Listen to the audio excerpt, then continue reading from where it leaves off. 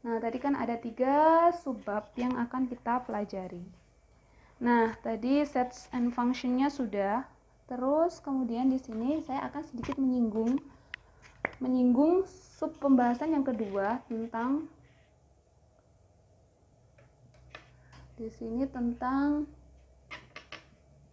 mathematical induction. Nah, biasanya ini adalah sebagai alat di dalam analisis real dalam pembuktian. Sebenarnya banyak cara untuk membuktikan, tapi ini sebagai salah satu sarana kita untuk membuktikan suatu teorema, lemma, atau aksioma. Karena di sini kita akan banyak bermain di area yang seperti itu. Nah, teman-teman, matematika induction sepertinya teman-teman sudah pernah menjumpai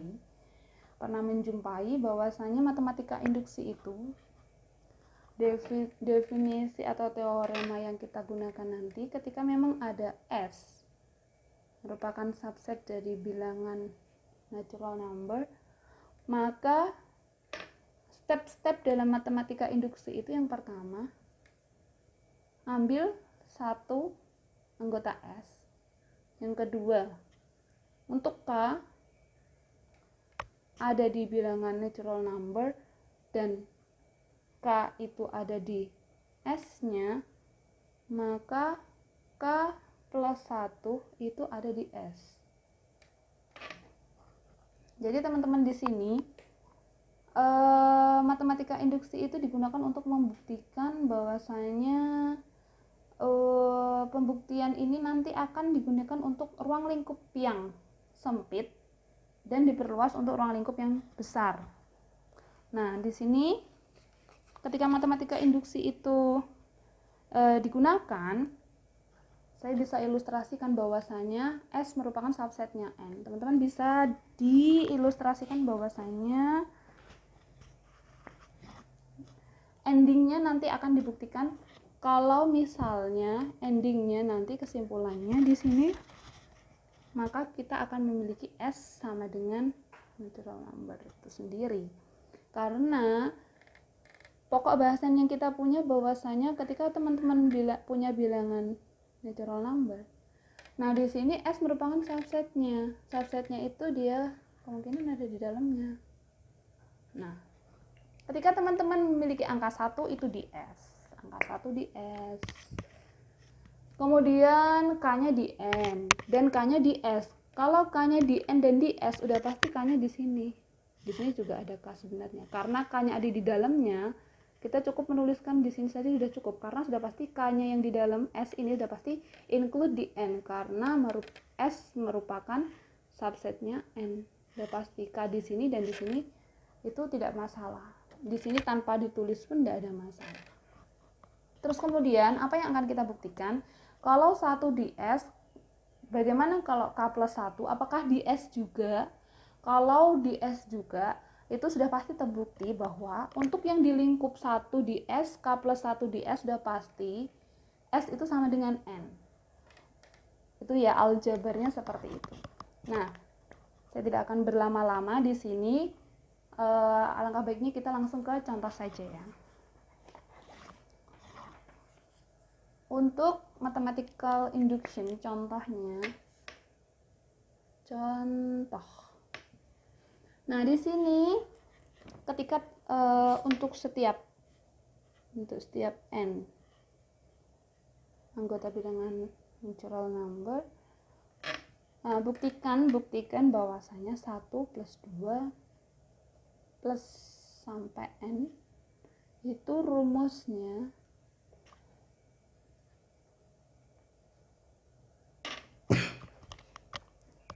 itu sama dengan setengah N plus 1. Nah, karena teman-teman di sini akan membuktikan dengan induksi matematika,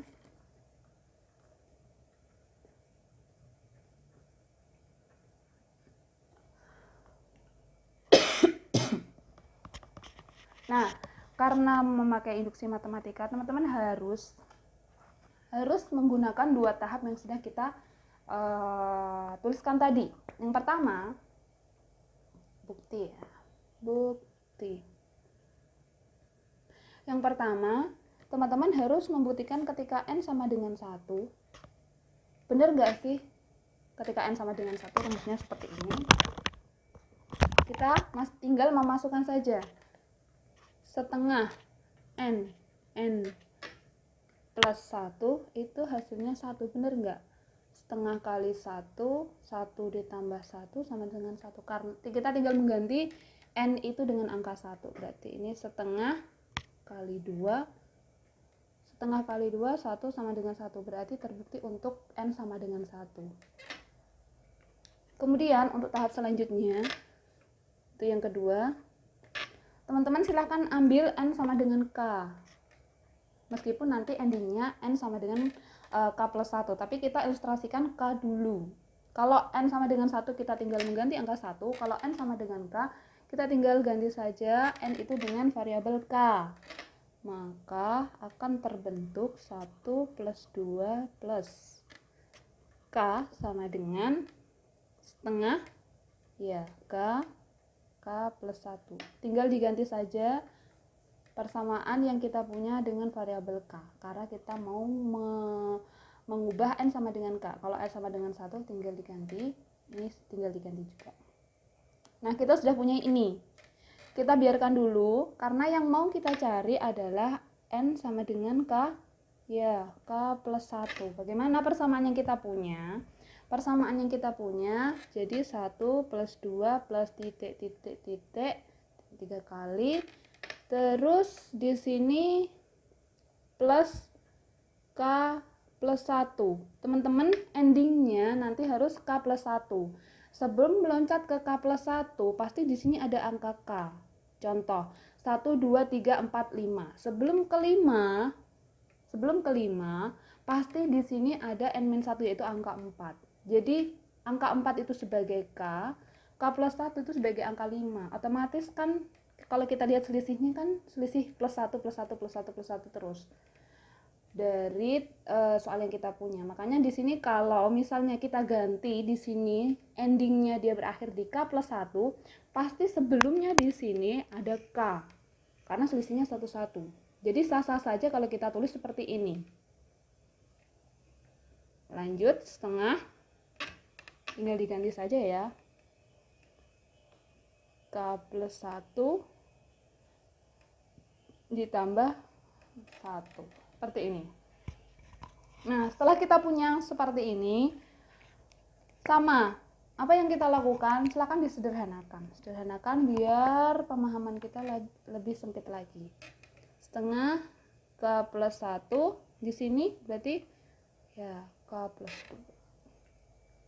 2. Nah, teman-teman, di sini sudah kelihatan bahwasanya yang kita punyai, teman-teman tadi masih memiliki definisi tentang mathematical induction. Bahwasanya saya munculkan 1 itu anggotanya S dan K ada di dua-duanya, baik di NS, 1S, K di dua-duanya. Maka nanti ujungnya K plus 1 harus ada di S. Nah, yang kita punyai di sini K plus 1 itu tadi sesuai definisi dia ada di S. 1 ada di S. Otomatis kalau K plus 1 dia sesuai definisi ada di S. Nah, kalau K plus 1 ada di S, terus kemudian di sini ada K plus 2 merupakan runtutan dari sini, otomatis ini ada di S juga. Maksudnya di sini ada di S. Nah, otomatis di sini dia dua-duanya ada di S. Nah, karena pembuktian ini sama, ini ada di S, kesimpulan yang kita miliki bahwasanya persamaan yang kita punyai ini sama dengan ini itu terbukti. Maka S-nya yang kita punya itu sama dengan N. Jadi ruas kiri yang kita punya ini kan kesimpulan dari matematika induksi, induksi. Nah, kalau kayak gini berarti kesimpulan yang kita punya karena semua elemen sudah terbukti dia di S semua, artinya Dari ruang lingkup yang satu kecil kita perbesar menjadi K, kita perbesar menjadi K plus 1, itu ternyata masih teruji dia ada di S. Makanya di sini sudah terbukti bahwa 1 plus 2 plus N itu dia merupakan generalisir untuk rumus yang ada di kanan lewat matematika induksi terbukti. Itu saja, ini nanti akan kita gunakan untuk beberapa kali tahapan matematika induksi di analisis real.